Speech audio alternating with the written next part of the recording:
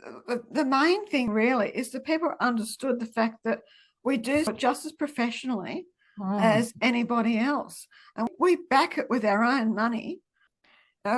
We're putting our name on something, not just as an author, but as the business person actually providing the quality product. When someone says, "Oh, can you just give me a copy of your book?"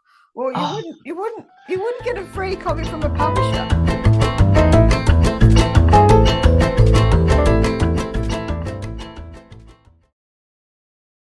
Hello, everybody, and welcome to Unfiltered Voices, the podcast that is all about busting the myth that self-published is second-rate. I'm Kelly Nissen. I'm an author coach and a self-published author, and I'll be talking to authors, illustrators, and other self-published industry professionals about their choices, their journeys, and everything in between. So stick around. Today, I'm honoured to be talking with Sandra Bennett. Welcome to Unfiltered Voices, Sandra, and thank you so much for your time. Hi, Kelly. Thank you. Sandra Bennett is the award-winning author of the 4-book Adamson Adventures series. She's also written 3 picture books, 2 early reader chapter books, a short graphic novel for Library for All, and has had various short stories published across several anthologies. So, Sandra, you were telling me before that your goal when you write your books is to help raise awesome readers through one fun adventure at a time. With that in mind, can you tell us a little bit more about your books and how you do that? Okay, well, the whole theory behind my writing, I guess, is to actually help encourage literacy in our kids, especially that 7 to 12-year-old age range. Once they've learnt to read, they start to drop off a bit because they've got so many other preoccupations. Devices, for example, are just too easy to just grab instead of a book. So I wanted to write good fun adventures that would help actually entice them to come back to reading and find that love of reading again that they had as picture book lovers. So the original idea was just to make them nice, quick, easy chapter books that are fun, thrilling, hard to put down, really good, fun adventures. So the first one actually is, you can see, is reasonably thin and easily read quite quickly. But by the time I got to the 4th one, you can see I certainly didn't quite stick to that.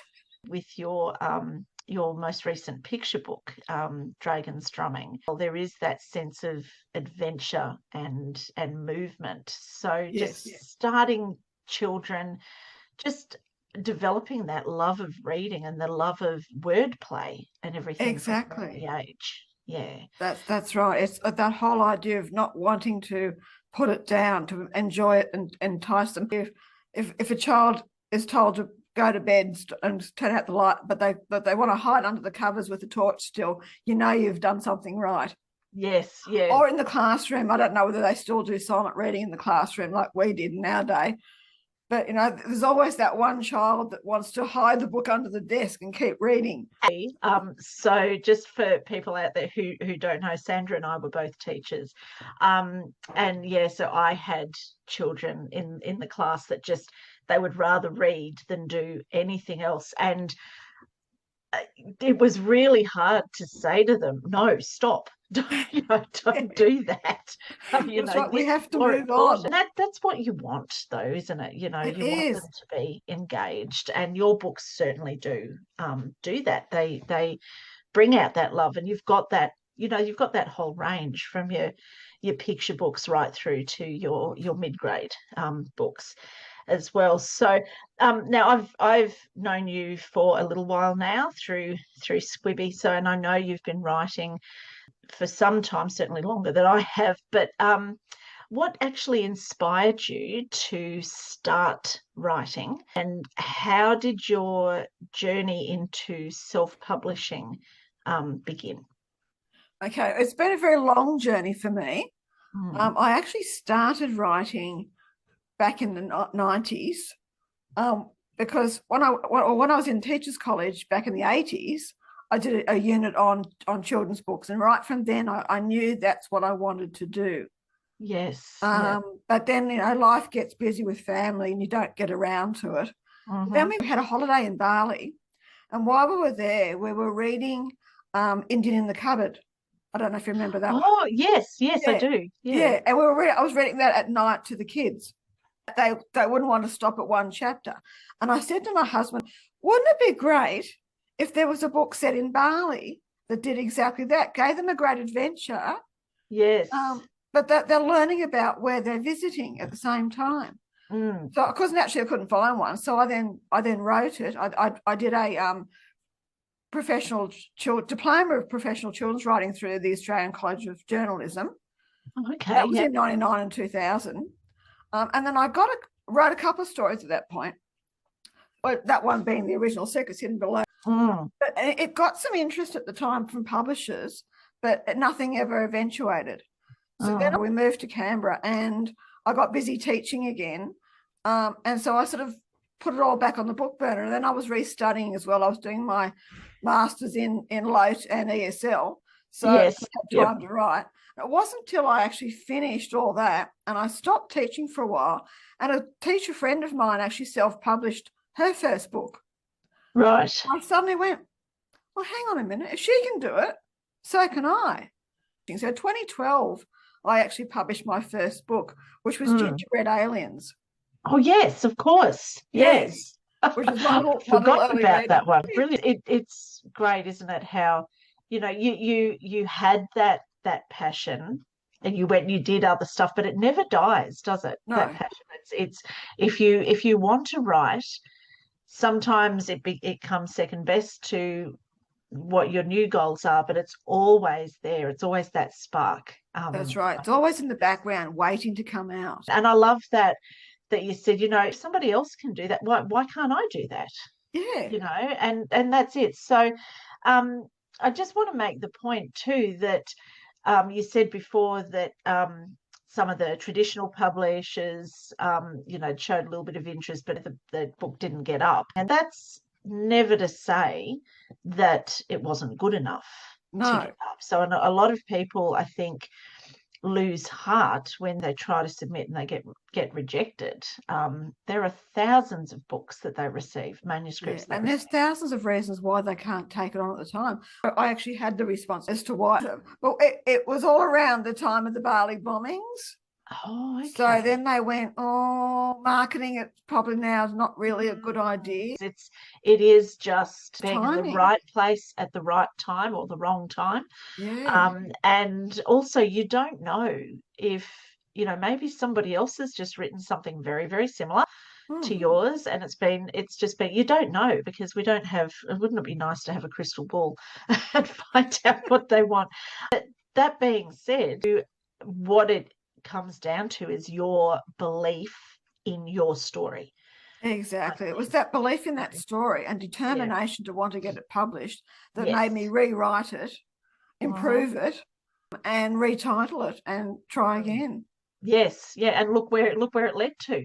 That's right. It led to a 4-book series, which was supposed to be a trilogy, but anyway. I know. I love that. So we're going to come back to that in a little bit. So now, both of us, as I mentioned before, we're both ex-primary school teachers or ex-teachers.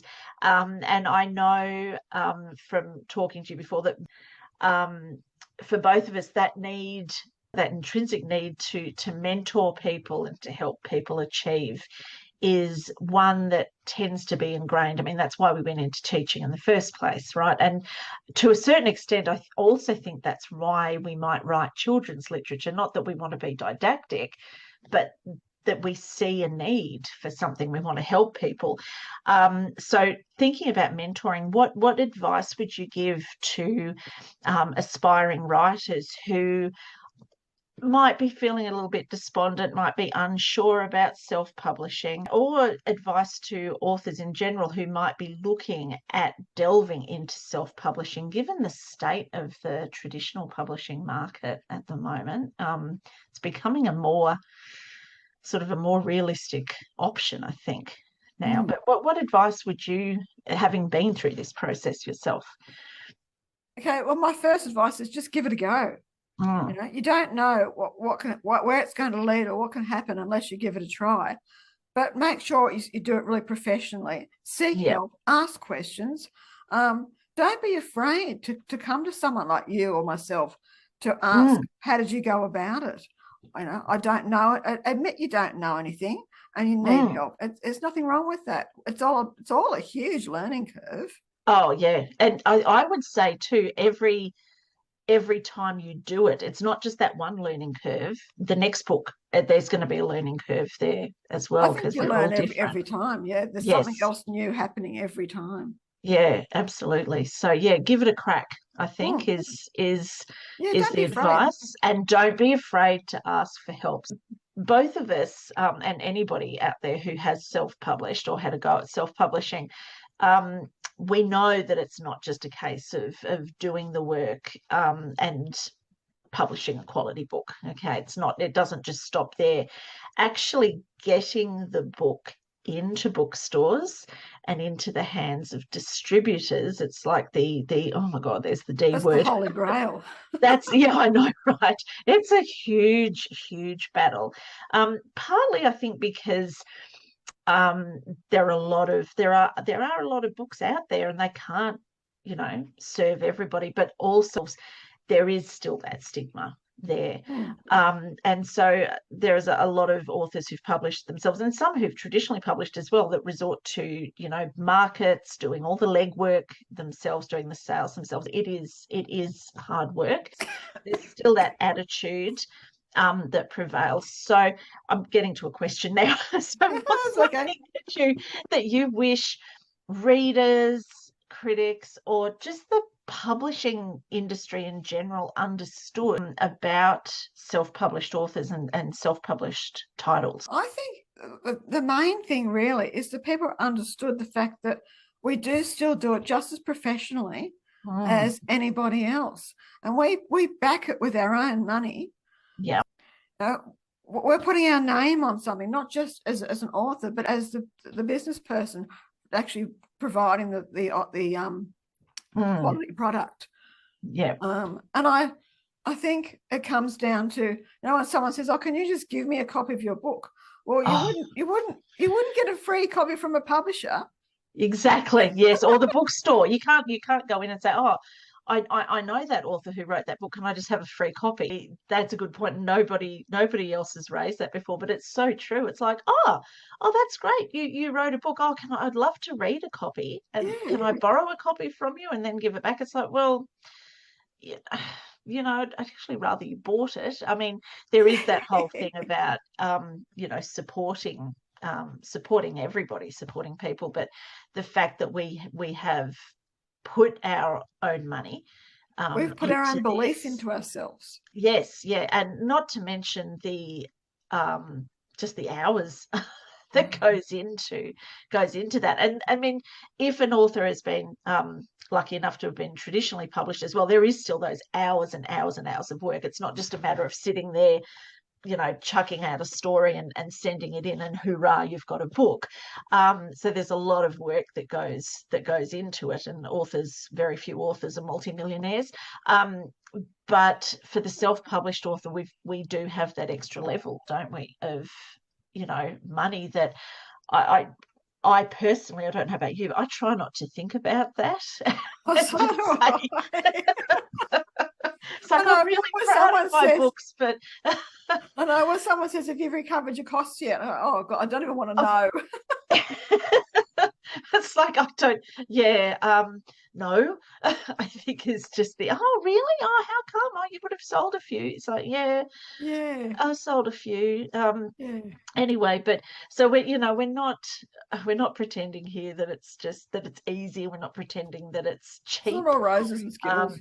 It's not all roses, but it is that, what, I wrote this, I have a purpose, I have a goal. I'm really proud of this achievement, and it would be nice to be recognized a little bit. Like we don't want red carpet, do we?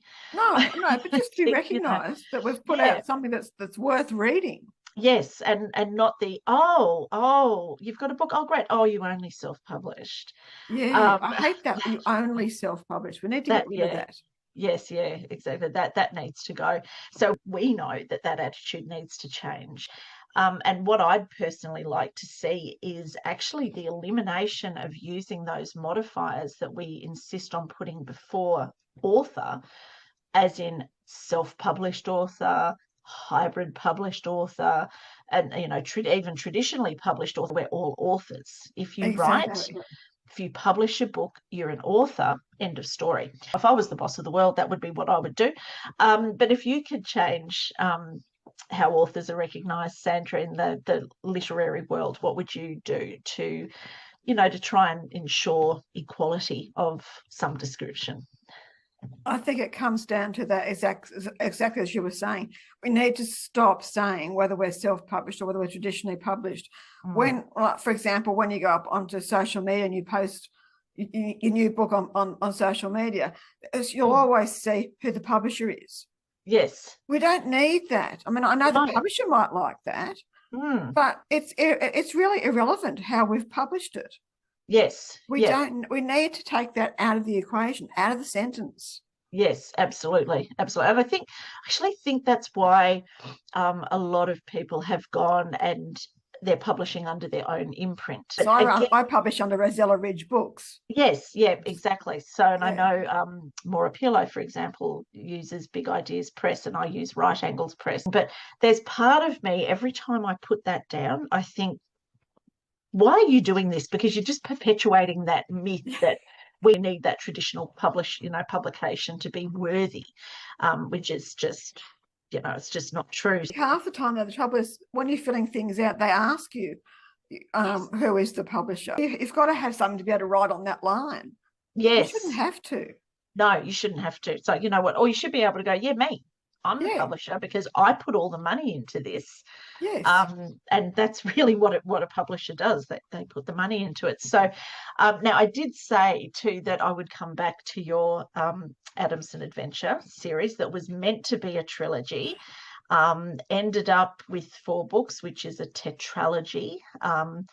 And I know, because you told me some time ago, that there have been calls from your fan base for a 5th book, and I've also heard you say an emphatic no.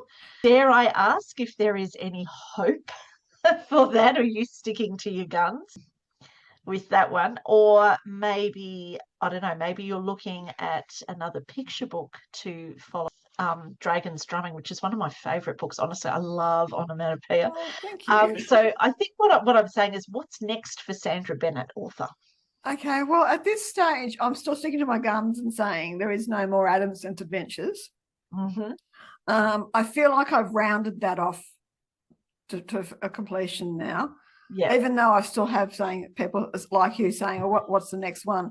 I feel like if I wrote the next one, it would have to become almost YA, and I don't want to go there. Yeah. So, but then, having said that, you should never say never.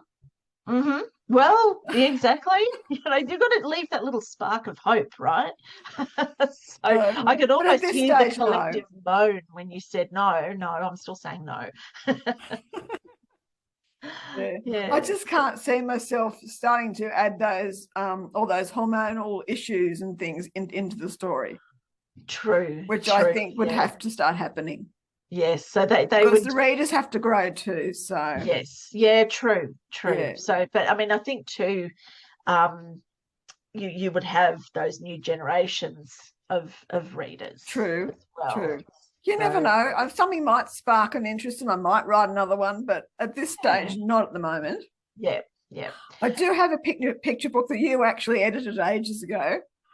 Oh, I would love to actually get right, but I still don't feel like I've got it right.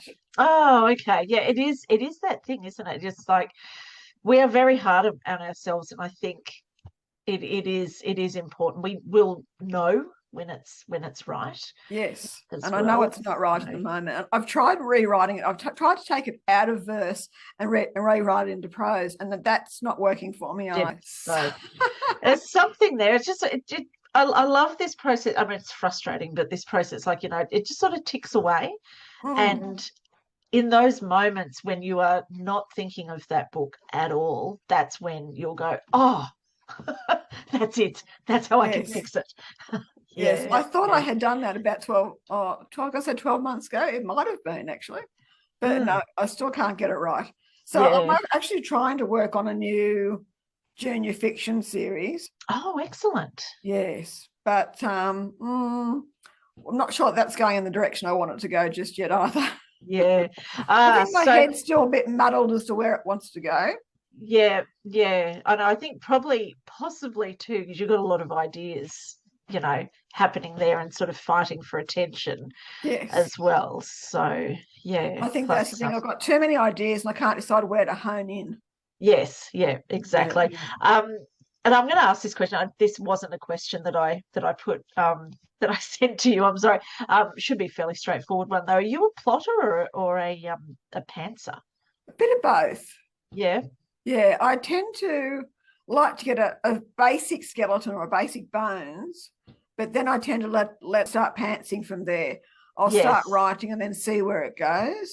Claire, how Claire in the first couple of books was always a very shy, very reserved sort of person.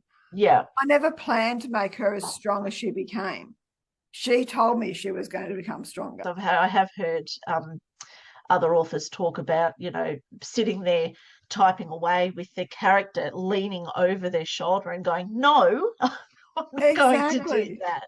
That's how I felt with her. She was going, no, I'm not doing that. This is what I'm doing. Yes, you will not restrain me, Sandra. I love that. Anyway, so thank you so much. Before we go, can you just let people know how they can get in touch with you, book you for presentations? I assume you're still doing school visits. Oh, absolutely. Absolutely. Which is honestly, school visits, they're an absolute joy for an ex-teacher, I think, because you can go in, you can excite the kids and that sort of thing, and then you can walk out the door at the end, but knowing that you've made that little bit of difference and, made a bright spark in their day. So where people can get in touch with you, book you for school presentations or library visits or whatever, and most importantly, where they can buy your books. They can find me for all of those things at sandrabennettauthor.com. Excellent. Too easy. Because I'm on Facebook and LinkedIn as well. Yeah, Facebook and are you on Instagram?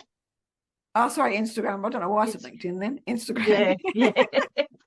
So LinkedIn is a tough market, I think, for a children's author. Although there are people doing quite well on LinkedIn with their author stuff. Anyway, thank you again, Sandra, for your time, and it's always lovely chatting to you. And actually, Sandra and I, we need to talk about travels in London and Europe and that sort of thing as well, but we'll save that for another time. So thank you, Sandra, and thank you to everybody for tuning in to Right Angles Unfiltered Voices. Thanks, Kelly.